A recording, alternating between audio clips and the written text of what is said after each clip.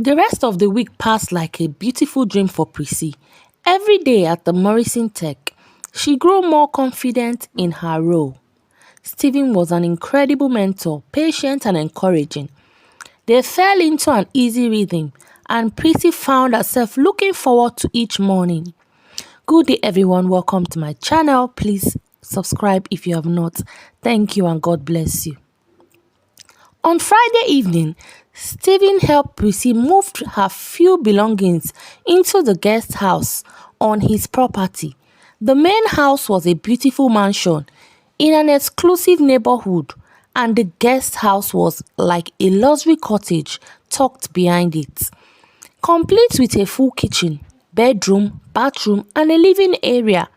"This is too much," Prissy said, for what felt like the 100th time as she looked around her new home. "It's just right," Stephen insisted, his eyes twinkling, "and I feel better having you close by." Not for any inappropriate reasons, he added quickly, looked around her new home. "It's just right," Stephen insisted, his eyes twinkling, "and I feel better having you close by." Not for any inappropriate reasons, he added quickly, though the heat in his gaze suggested otherwise. "Just because I care about your safety." Prissy smiled, feeling warmth spread through her chest. "I know, and I care about yours too." Their eyes met and held. The attraction between them had been building all week, undeniable and electric. But both of them had been holding back, keeping things professional, not wanting to rush into something that could complicate everything.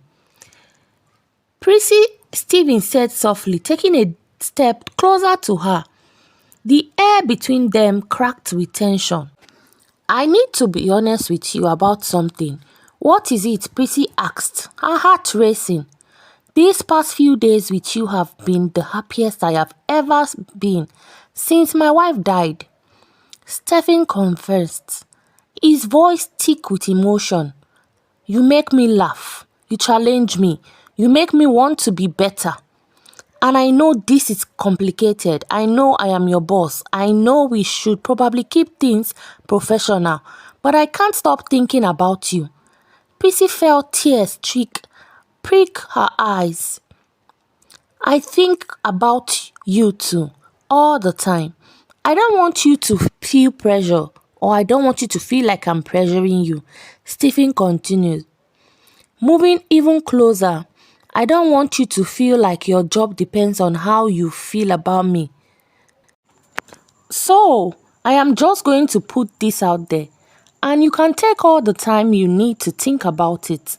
I would like to take you on a real date, not a business dinner, not a casual meal. A date where I pick you up with flowers and take you somewhere special, and we explore whatever this is between us." Prissy didn't need time to think. Her heart already knew the answer. "Yes," she whispered. "I did love that." Stephen's face broke into the biggest smile she'd ever seen. "Really?" "Really," Prissy confirmed. "Stephen, you saved my life. You gave me a second chance. When I thought there was no hope left, you treat me with respect and kindness. You see me for who I really am, not just where I've been. How could I not want to explore this?" Stephen stepped closer, and Prissy could feel the warmth radiating from his body, slowly giving her plenty of time to pull away. He cupped her face in his arms and leaned in. When they were finally apart, both of them were smiling like teenagers.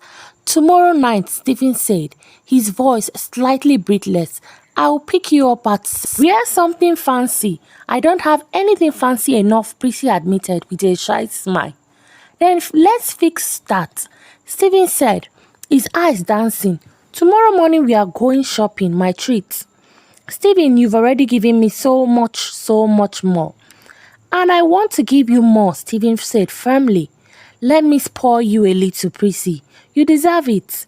That night, Prissy fell asleep in her new bed with a smile on her face and hope in her heart. For the first time in her life, she felt truly happy, truly safe, and truly loved. But across town, Vanessa was plotting her revenge. Saturday morning arrived with brilliant sunshine. Prissy woke up early, too excited to sleep. Today, she would go shopping with Stephen, and tonight, they would have their first real date. But at 6 in the morning, her phone rang. It was Margaret, and she sounded upset. Prissy, I'm so sorry to call you so early, but you need to see this, Margaret said urgently. Check the Atlanta Insider website now. With shaking hands, Prissy opened her laptop. The headline made her stomach drop, and her blood ran cold. Billionaire CEO Stephen Morrison's new love, former nightclub girl. The article was brutal and devastating. It had photos of Prissy standing on that street corner wearing that terrible dress Vanessa had given her. It detailed her mother's death, her financial struggles, and painted a vicious picture of Stephen as either a fool being manipulated or a man with questionable morals. Worse, it quoted anonymous sources close to Prissy who claimed she did been walking the streets for months, that she did target Stephen specifically, that she was a gold digger, using him for his money. Prissy knew exactly who those anonymous sources were. Vanessa and no other person. The article ended with speculations about what this meant for Morrison's tech's reputation and whether the board would force Stephen to end the relationship. Prissy felt like she couldn't breathe. Her past, the thing she did most ashamed of, was now public knowledge. Everyone would know. Stephen's business partner, his friends, his daughter, his family members. She was still staring at the screen in horror when there was an urgent knock at her door. She opened it to find Stephen standing there, holding a newspaper in his hands. His expression was unreadable. "Did you see it?" Prissy asked, tears already streaming down her face. "Stephen, I am so sorry. I never wanted this to happen. I'll resign. I'll disappear. I won't let this ruin you." Prissy stopped, Stephen said, firmly, stepping inside and closing the door behind him. "You are not resigning. You are not disappearing. And this is not going to ruin me." But the article, Prissy sobbed. "Everyone knows now. Your reputation, your company." "I don't care," Stephen said, pulling her into his arms. "I don't care what they think and what was printed. I don't care what people think. I care about you." "How can you say that?" Prissy cried into his chest. "This is a disaster." "This is a minor inconvenience," Stephen corrected gently. Prissy looked at me. She raised her tear-stained face to his. "I know who you are," Stephen said intensely. "I know your character. I know your heart. I know that you were in an impossible situation and you made the best choices you could. Nothing in that article changes how I feel about you. What about your daughter? What about your board?" "My daughter will understand because I will explain it to her," Stephen said calmly. "And my board answers to me, not the other way around. I built this company. I own the controlling shares. They can be uncomfortable if they want, but they can't force me to do anything." "But Stephen, your reputation—" "It will survive," Stephen said firmly, "because in a week there will be some other scandals and everyone will forget about this. And even if they don't, so what? I am not ashamed of you, Prissy. I am proud of you. You are a survivor. You are strong, you are brave, and I am not letting you go because of some tabloid article written by a jealous woman who tried to destroy you." Prissy couldn't believe what she was hearing. She did been so sure Stephen would end things, would distance himself from her to protect his image. But here he was, holding her, defending her, standing by her. "I don't deserve you," she whispered. "Yes, you do," Stephen said, "and I am going to spend however long it takes convincing you of that." They stood there for a long moment, just holding each other. Then Stephen pulled back slightly. "Now we have two options," he said. "We can hide and let them think they have won, or we can go out tonight as planned, holding our head high and showing them that we don't care what they think." Prissy took a deep breath, drawing strength from Stephen's unwavering support. "Let's go out," she said. "That's my girl," Stephen said with a proud smile. They went shopping as planned, and Stephen was attentive and romantic despite the stares and whispers they got from people who did obviously read the article. He bought Prissy a stunning evening gown and made her feel like a princess. That evening, Stephen picked her up in his best suit with a bucket of roses. He took her to the fanciest restaurants in Atlanta, and they walked in with their heads high. The restaurant went quiet when they entered. People stirred. Some whispered, but Stephen just smiled. He kept his hands on Prissy's back and guided her to their table with confidence and grace. During dinner, several people approached their table. Some were rude, making comments or asking invasive questions, but Stephen shut them down politely but firmly every single time. "My personal life is not up for discussion," he said to one particular pushy woman, "and I did appreciate if you did respect that." Prissy was amazed by his composure, his confidence and unwavering support. She felt a little more in her heart with love, and she fell more in love with her each and every passing moment. They were halfway through their meals when Prissy noticed a familiar face entering the restaurant. It was Vanessa, dressed to the nines, with a smug expression on her face. Vanessa made a beeline for their table, clearly expecting a confrontation, but before she could say anything, Stephen stood up. "I know who you are," he said coldly. "You are the one who sold that story to the tabloid." Vanessa smiled slightly. "I don't know what you're talking about." "Please," Stephen said with barely concealed disgust. "I have lawyers and investigators. Do you really think I couldn't trace the source? You took photos of Prissy that night. You sold them with your lies to the highest bidder." "They weren't lies," Vanessa said defensively, her marks slipping. "I told them the truth. You told them a version of events designed to hurt Prissy." Stephen corrected, his voice like ice, "because you were angry that she escaped the life you tried to trap her in." Vanessa's face twisted with anger. She turned her attention to Prissy. "Oh, you think you're better than me now? She's just a girl from the street who got lucky." To everyone's surprise, including her own, Prissy stood up. She was done being the victim, done letting Vanessa make her feel small. "No, Vanessa," Prissy said, with quiet dignity. "I don't think I am better than you. I think I am different from you. You prey on desperate people. I was saved by a kind one. There's a difference." Stephen looked at Prissy with visible pride and love. Vanessa's face contorted with jealousy and rage. "You think this fairy tale will last? Men like him don't stay with girls like us." "I am not going anywhere," Stephen said loudly, enough for the entire restaurant to hear. "I love her, and anyone who has a problem with that isn't someone whose opinion I value." The restaurant fell completely silent. Then slowly someone stirred to applaud. Then another person, then more, until the half restaurant was clapping. Vanessa stood there, humiliated and defeated, as the public opinion that she had tried to turn against Prissy instead turned against her. She fled the restaurant in shame. The restaurant's owner approached their table and apologized profusely for disturbance, offering complimentary champagne and desserts. Prissy and Stephen sat back down, holding hands across the table, both smiling with relief and triumph. "You were amazing tonight," Stephen said, squeezing her hand. Standing up to her like that. "I am not afraid anymore," Prissy realized with wonder. "Of her, of the past, of what people think. I am not afraid." "You shouldn't be," Stephen said warmly. "You are one of the strongest people I have ever met." They finished their meals in peace, toasted to new beginnings, and left the restaurants hand in hand.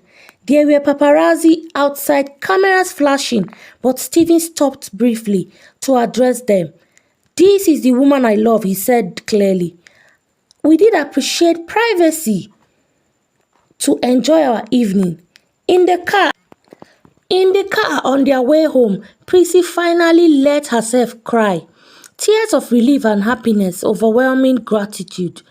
"You said you love me," she said, wondering, looking at Stephen as he drove. I do love you, Stephen confirmed without hesitation. I think I have loved you since the first night in the car that I saw you in the rain.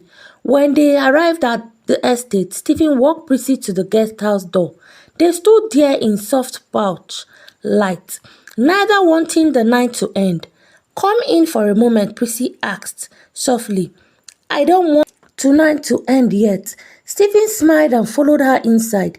In the intimate privacy of the guest house, with the door closed behind them, the tension that had been building between them for weeks finally reached its breaking point. Thank you for tonight, Prissy said, turning to him, for standing by me and for defending me, for loving me. Always, Stephen promised. Moving closer, Prissy reached up and touched his face. I love you too, Stephen. I think I have loved you since you asked if I was all right that rainy night. They came together, and it was full of promises and desires no longer held back. Stay, Prissy whispered. Stephen searched her eyes, making sure she was certain. What he saw there was love, trust, desire, made his decisions easy. Are you sure? He asked gently. I have never been more sure of anything, Prissy said.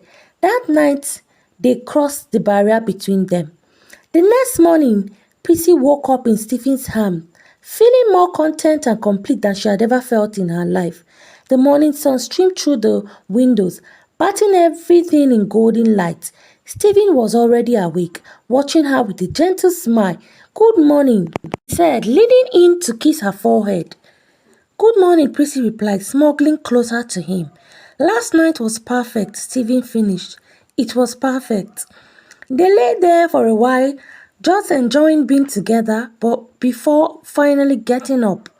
Stephen made coffee while Prissy sat at the breakfast bar, watching him move around her kitchen with easy familiarity. Move into the main house with me, Stephen said suddenly, turning to face her. I don't want to spend another night apart. Prissy's heart swelled. Are you sure? That's a big step. I am sure, Stephen said firmly. I love you, Prissy. I want to wake up next to you every morning. I want to come home to you every night. Move in with me. Prissy said, tears of joy streaming her eyes. Yes, I will move in with you. The next month was a whirlwind. Prissy moved into Stephen's mansion. She continued to excel at Morrison's Tech, with Margaret's mentorship helping her grow professionally. The scandal died down, replaced by newer gossip, and most importantly, Stephen and Prissy's relationship deepens every day. One afternoon, Stephen called a press conference at Morrison Tech. Prissy stood beside him, confused about why she did been asked to attend. I am here today to address the recent media attention about my personal life, Stephen began. His voice strong and clear, but more importantly, I am here to make an announcement. Prissy is not just my assistant. She's not just my girlfriend. She's the woman I love, and she's the woman I plan to marry. Prissy's hand flew to her mouth in shock. Cameras flashed widely as reporters shouted questions. Stephen turned to Prissy, pulling a ring box from his pocket and getting down on one knee right there in front of the press, the board members and the world. Prissy, from the moment I met you on that rainy night, you have changed my life in ways I never thought possible. You brought light back into my darkness. You showed me that it's possible to love again, to hope again, to live again. Will you marry me? Through her tears, Prissy could only nod and whisper, yes, yes. The press room erupted in applause and camera flashes as Stephen slipped the ring on her finger and kissed her. The headlines the next day told a very different story than the ones in a month before. Morrison Tech CEO proposes to the love of his life. From struggle to success, Prissy's inspiring story. True love conquers all. The Morrison's love story. 6 months later, on a perfect spring day, Prissy walked down the aisle in a stunning white wedding gown towards Stephen, who waited for her at the altar with tears in his eyes. Margaret was there, dabbing her eyes with tissues. Stephen's daughter Emma had flown in from Duke and embraced Prissy warmly, telling her how happy she was that her father had found love again. As Prissy and Stephen exchanged vows in front of their friends, family, and colleagues, Vanessa watched from outside the gate. Alone, bitter and forgotten, she did gotten exactly what she deserved. I found you in the rain, broken and afraid, Stephen said in his vows. You found me in the darkness, lost and alone. Together we found love, hope, and home. You saw me when I was invisible, Prissy said through her happy tears. You loved me when I thought I was unavailable and unlovable. You saved me, and more importantly, you showed me love and how to save myself. I will love you forever. When the officiant pronounced them husband and wife, Stephen kissed Prissy with all the love in his heart, and crowd erupted in cheers. As they walked back down the aisle together, hands raised in triumph, Prissy thought about how far she had come from standing on that road in the corner during the rain, desperate and broken, to walking down the aisle as Miss Morrison, loved and whole. At the reception, Margaret gave a toast that made everyone cry. I have watched Prissy transform from a scared, uncertain woman into a confident woman. I have watched her come alive again after years. And I have also watched Stephen come alive again after years of just going through the motions. This is what love does. It transforms us, heals us, and makes us better than we ever thought we could be. As Prissy and Stephen danced their first dance under stars, wrapped in each other's arms, Prissy whispered, "Thank you for stopping your car that night. Thank you for getting in," Stephen whispered back. 1 year later, Prissy stood in front of her new office door, reading the nameplate Prissy Morrison, Vice President of Operations. She did earn the promotion through her hard work, dedication, and skills. Nobody could say she didn't deserve it. More importantly, she and Stephen had launched the Morrison Foundation, a charity dedicated to helping women in crisis, providing job training, housing assistance, and support services. Prissy's story had inspired them to help others who found themselves in desperate situations. The first year of marriage was everything Prissy had dreamed of and more. She did move from the guest house into Stephen's mansion, their mansion now, and they settled into a comfortable rhythm of domestic bliss, mixed with professional ambition. But life, as Prissy had learned, was never simple for long. It was a crispy autumn morning when Prissy sat in the bathroom of their home, staring at the pregnancy test in her hands, trembling. Two pickle lines positive she was pregnant. Joy, fear, and overwhelming emotion crashed over her in waves. She and Stephen had talked about children, of course, but they did plan to wait another year or two. This was unexpected and unplanned. But as Prissy sat there, her hands unconsciously moving to her still flat stomach, she realized that unexpected didn't mean unwanted. A baby, their baby, a tiny person created from their love. She couldn't wait to tell Stephen.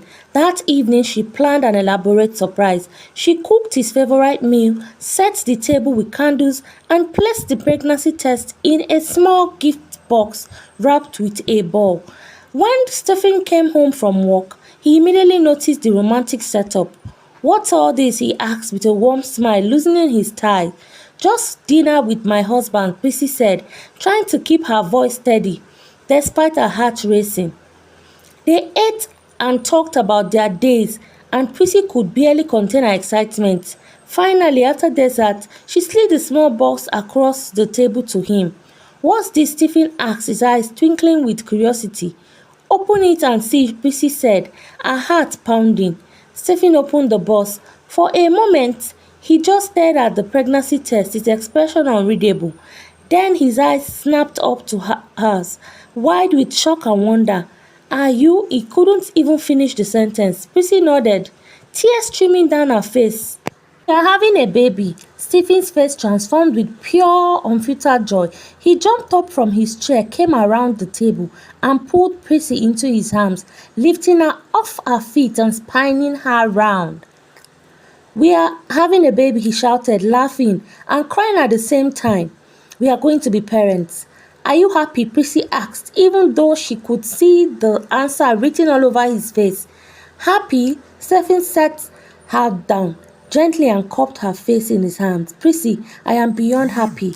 I am ecstatic. and overjoyed. This is the best news I have ever received. He dropped to his knees and placed his hands on her stomach, even though there was no bump yet. Hi, baby, he said softly. I am your daddy, and I am already in love with you, and I already love you so much. Lucy ran her finger through his hair, overwhelmed with emotion. This man, this beautiful, kind, loving man, was going to be the father of her child. Dear child, I love you, she whispered. I love you too, Stephen said, standing and kissing her tenderly. Both of you. The pregnancy was announced publicly a few weeks later, and the response was overwhelmingly positive. The media, which had once tried to tear them apart, now celebrated their growing family. Morrison Tech CEO and wife expecting first child from scandal to sweetness. The Morrison baby is on the way. Love story continues. Prissy Morrison pregnant. But not everyone was happy about the news. Vanessa, watching from the shadows of her increasing empty life, felt the familiar bond of jealousy.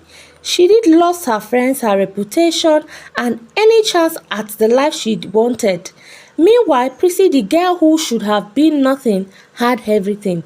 A loving husband, a successful career, a baby on the way, and a fairy tale ending. It wasn't fair. Vanessa knew she couldn't let it go. Move on with her life, but she couldn't. The bitterness had taken root too deeply. She wanted Prissy to suffer the way she was suffering, so she started planning one more attempt to destroy Prissy's happiness. Prissy's pregnancy progressed smoothly. At 3 months, they found out they were having a baby girl. Stephen cried when he saw her on the ultrasound, his hands gripping Prissy tightly. A daughter, he whispered in her. We are having a daughter. She's going to have you wrapped around her little finger, Prissy teased, wiping her own happy tears. Absolutely, Stephen agreed without hesitation, just like her mother does. They decided to name her Hope Morrison, because she represented everything good that had come from the darkest moment of Prissy's life. As Prissy's belly grew, in their excitement, they decorated a nursery together, painted soft pink walls, assembled a crib, and filled the room with stuffed animals and books. Stephen's daughter Emma came home for Thanksgiving break and was thrilled about becoming a big sister. She and Prissy had formed a genuine bond, and Emma often joked that she did gain not just a stepmother but a friend. I am so glad Dad found you, Emma said one afternoon as they shopped for baby clothes together. I haven't seen him this happy since Mom died. You brought him back to life. He did the same for me, Prissy said, squeezing Emma's hands. We saved each other. At Morrison's Tech, Prissy continued to excel as Vice President of Operations, though she planned to take maternity leave when the baby arrived. The Morrison Foundation was thriving, helping dozens of women escape dangerous situations and rebuild their lives. Everything was perfect, too perfect. When Prissy was 6 months pregnant, Vanessa made her move.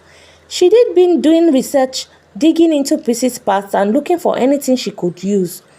And she had found something that could potentially be damaging.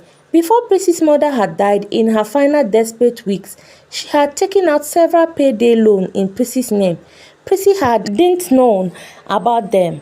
Her mother had forged her signature, too sick and desperate to think clearly. The loan had gone into default. There were outstanding debts in Prissy's name, and while it wasn't Prissy's fault, Vanessa knew how to spin it. She leaked the information to a financial blogger known for hit pieces on wealthy people. The story broke on a Monday morning. Morrison's Tech VP Prissy Morrison, secret debts and financial fraud.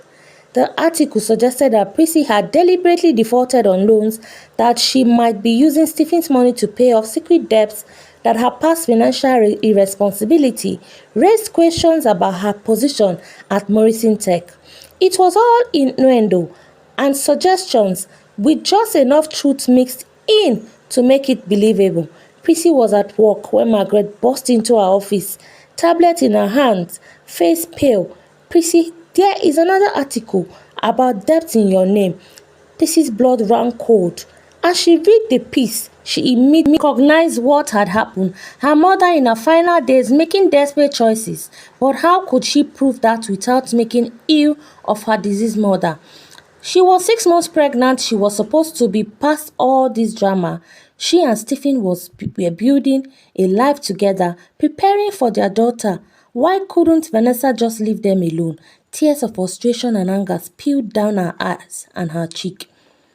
Stephen was in a meeting, but Margaret called him immediately. He came running to Prissy's office within minutes. I don't know, Prissy said. As soon as she saw him, I saw Stephen. I didn't know about those loans. My mother must have. Shh, Stephen said, pulling her into his arms as gently as her pregnant belly would allow. I know you didn't know. We will handle this. How? Prissy asked, sobbing into his chest. How do we keep fighting this? When does it end? It ends now, Stephen said firmly. I am done playing defense. It's time to go on offense. Stephen called the lawyers. That afternoon, within hours, they did open the lender and obtained the original loan documents. The forged signatures were obvious once examined by experts. Prissy's mother's handwriting trying to mimic Prissy's signature, but not quite matching. More importantly, Stephen's investigators had finally gathered enough evidence to prove that Vanessa had been hiding behind these articles. The first one about Prissy's night on the streets and this new one about the debts. By Tuesday evening, Stephen held another press conference.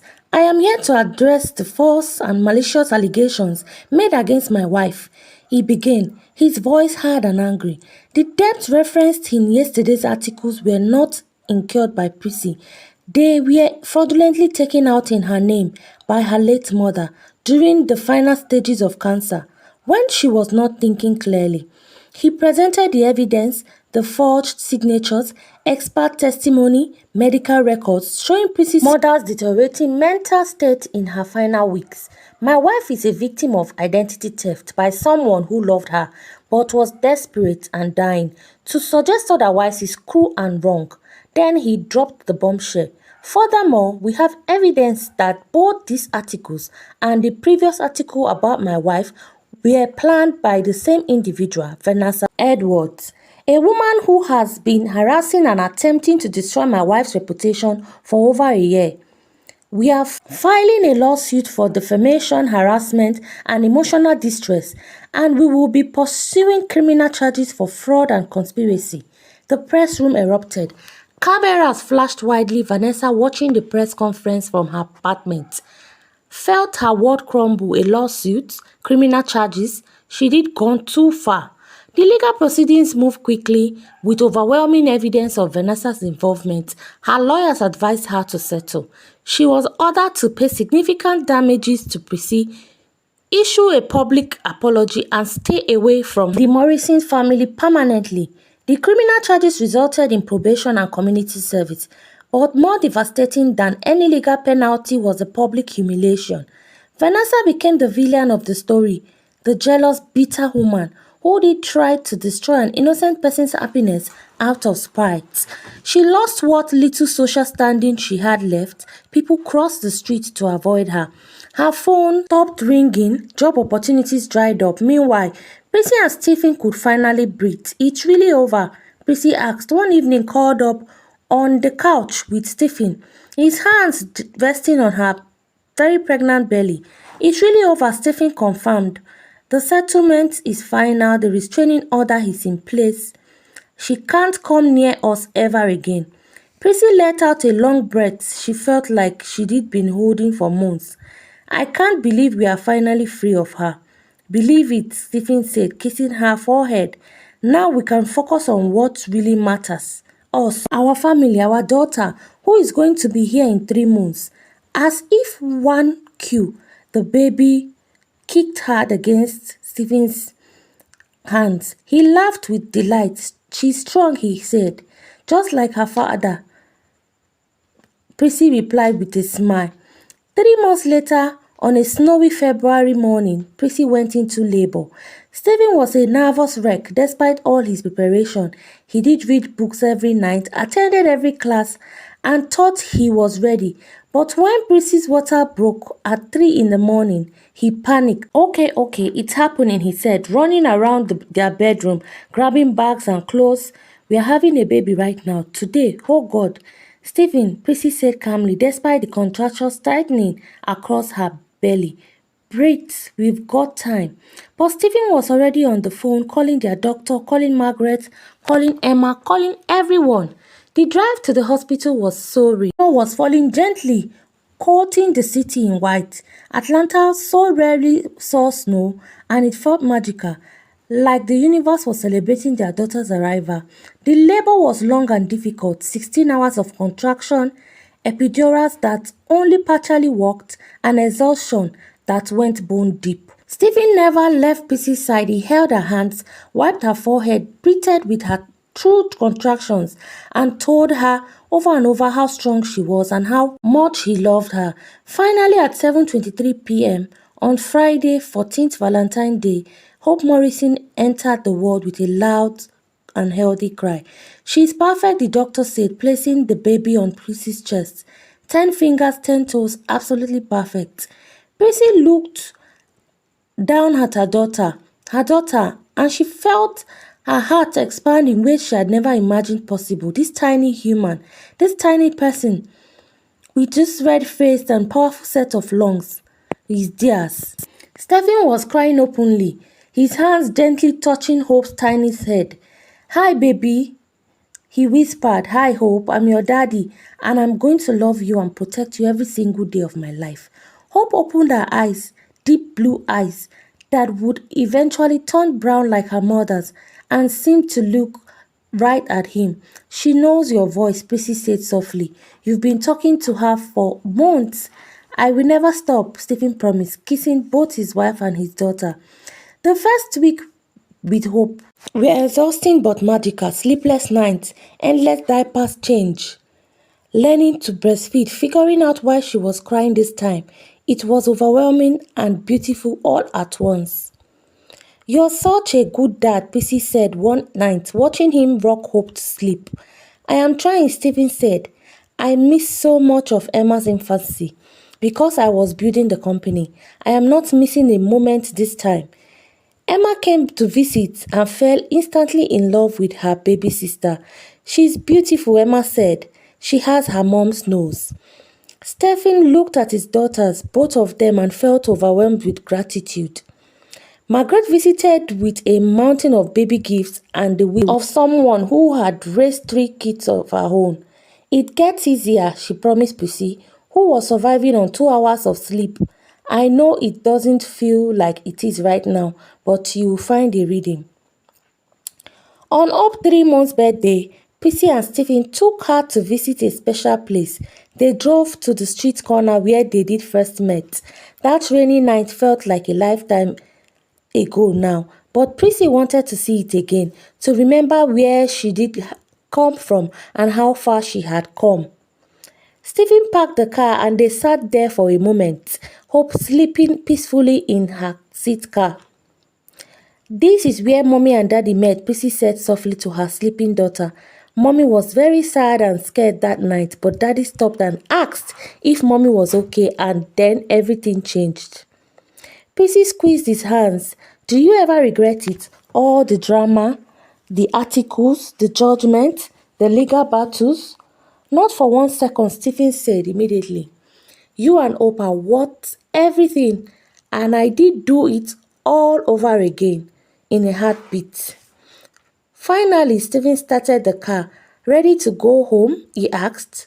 "Yes," Prissy said, looking back at their sleeping daughter. "Let's go home." As they drove away, Prissy thought about everything that had happened, from that desperate day on the streets till now, to the shame and the attack and everything. And now, 1 year later, the Morrison family gathered for Hope's first birthday party. The mansion was filled with friends, family, and colleagues. The woman from the Morrison's Foundation, who did become part of their extended family, Hope, now walking unsteadily and babbling constantly, was the center of attention in her pink little birthday dress as Prissy watched Stephen chase their daughter around the yard, both of them laughing. She felt Margaret come stand beside her. "You have built a beautiful life," Margaret said warmly. I had help, Prissy said, smiling at her mentor. From you, from Stephen, from everyone who believed in me when I didn't believe in myself. No, Margaret said firmly. You did this, yes, people helped, but you made the choices to get in that car. You made the choice to try. You made the choice to let yourself be loved. You made the choice to fight for your happiness.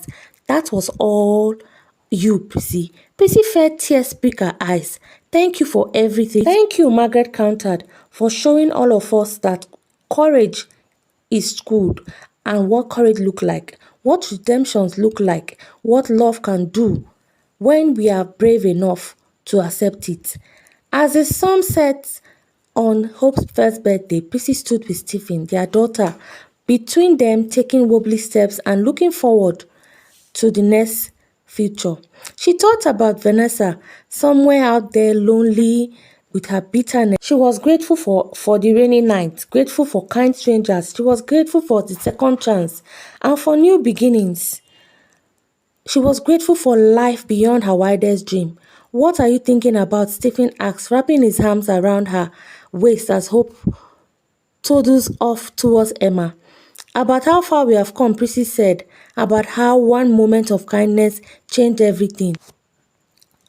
Hope Morrison was now 5 years old, smart and sassy and absolutely her father's daughter. She had Prissy's eye and smile, but Stephen's determination and confidence. Prissy and Stephen had two more children, twin boys, named Faith and Justice, now 3 years old. Named to complete their term Hope, Faith and Justice. Morrison Tech had doubled in size under Stephen's leadership, with Prissy as the chief operating officer. The Morrison Foundation had helped over 500 women at this moment.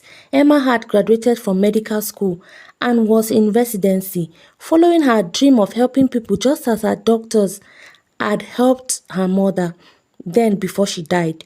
And somewhere in California, Vanessa was working as a receptionist at a small non-profit organization, volunteering on weekends and finally learning what happiness is all about. She sent Prissy later years ago apologizing for all her wrong and Prissy forgave her.